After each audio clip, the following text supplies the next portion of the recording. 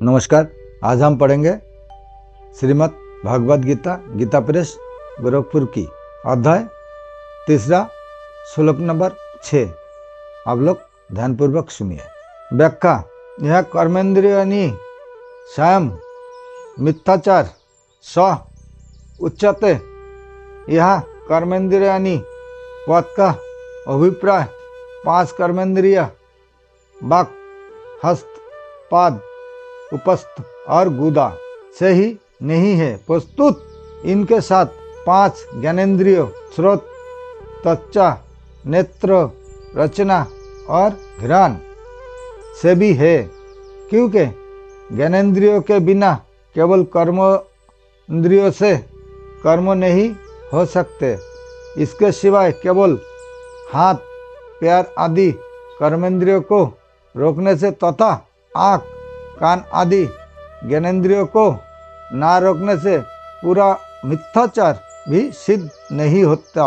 गीता में कर्मेंद्रियों के अंतर्गत ही ज्ञानेंद्रियों मानी गई है, इसलिए गीता में कर्मेंद्रिय शब्द तो आता है पर ज्ञानेंद्रिय शब्द कहीं नहीं आता।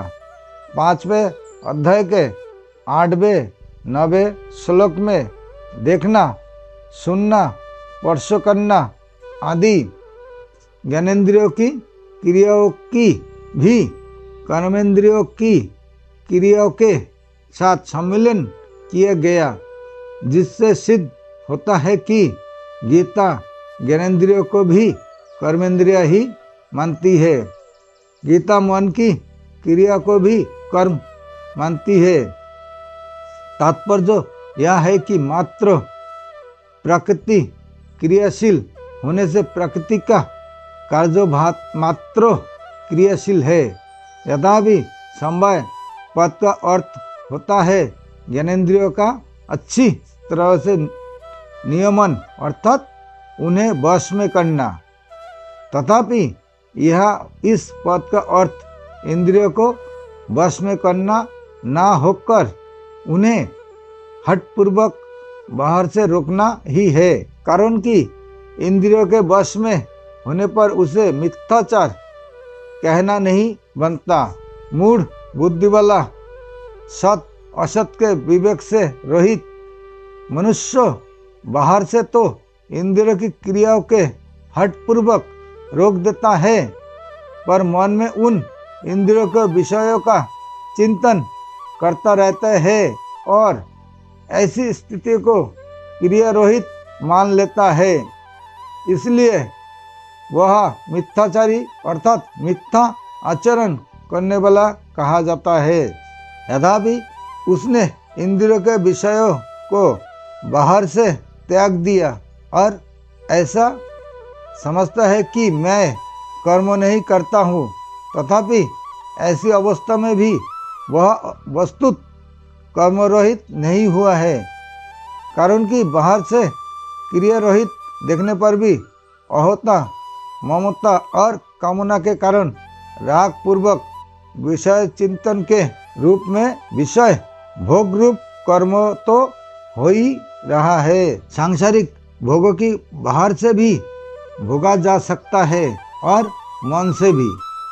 बाहर से राग पूर्वक भोगों को भोगने से अंतकरण में भोगों के जैसे संस्कार पड़ते हैं, वैसे ही संस्कार मन से भोगों को भोगने से अर्थात राग पूर्वक भोगों का चिंतन करने से भी पड़ते हैं।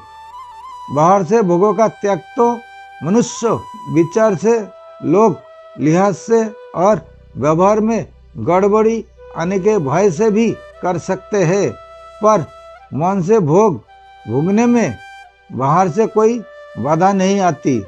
अंत वह मन से भोगों को भोगता रहता है और मिथ्या अभिमान करता है कि मैं भोगों का त्यागी हूँ। मन से भोगने से विशेष हानि होती है, क्योंकि इसके सेवन का विशेष अवसर मिलता है।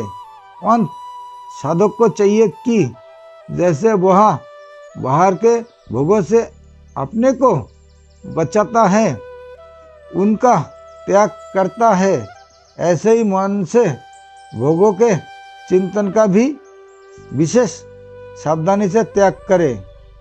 अर्जुन भी कर्मों का स्वरूप से त्याग करना चाहते हैं और भगवान से पूछते हैं कि आप मुझे घोर कर्म में क्यों लगाते हैं।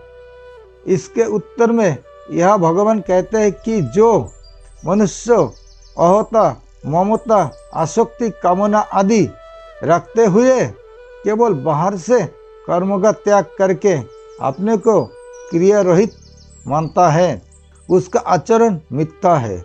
तात्पर्य यह है कि साधक को कर्म का स्वरूप से त्याग न करके उन्हें कामना, आसक्ति से रहित होकर तत्परता पूर्वक करते रहना चाहिए। परिशिष्ट भाव, सांसारिक भोगों को बाहर से भी भोगा जा सकता है और मन से भी। बाहर से भोग भोगना और मन से उनके चिंतन का रस, सुख लेना, दोनों में कोई फर्क नहीं है। बाहर से राग पूर्वक भोग भोगने से जैसा संस्कार पड़ता है, वैसे ही संस्कार मन से भोग भोगने से अर्थात मन से भोगों के चिंतन में रस लेने से पड़ता है।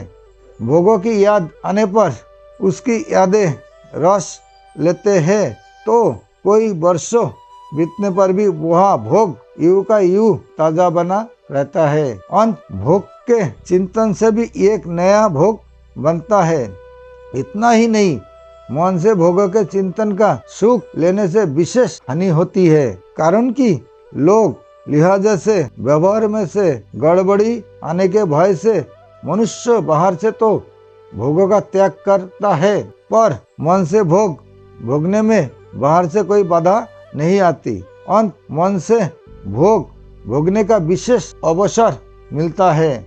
इसलिए मन से भोग भोगना साधक के लिए बहुत नुकसान करने वाली बात है। वास्तव में मन से भोग का त्याग ही वास्तविक त्याग है। गीता दूसरे अध्याय का 64वां श्लोक संबंध चौथे श्लोक में भगवान ने कर्मयोग और सांख्ययोग दोनों की दृष्टि से कर्म का त्याग आवश्यक बताया। फिर 5वें श्लोक में कहा कि कोई भी मनुष्य किसी भी अवस्था में क्षण मात्र भी कर्म किए बिना नहीं रह सकता।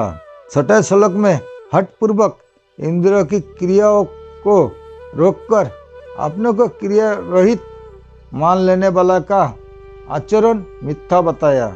इससे सिद्ध हुआ कि कर्मों का स्वरूप से त्याग कर देने मात्रों से उसका वास्तविक त्याग नहीं होता। अंत आगे के श्लोक में भगवान वास्तविक त्याग की पहचान बताते हैं। नमस्कार, आज के लिए यहाँ तक।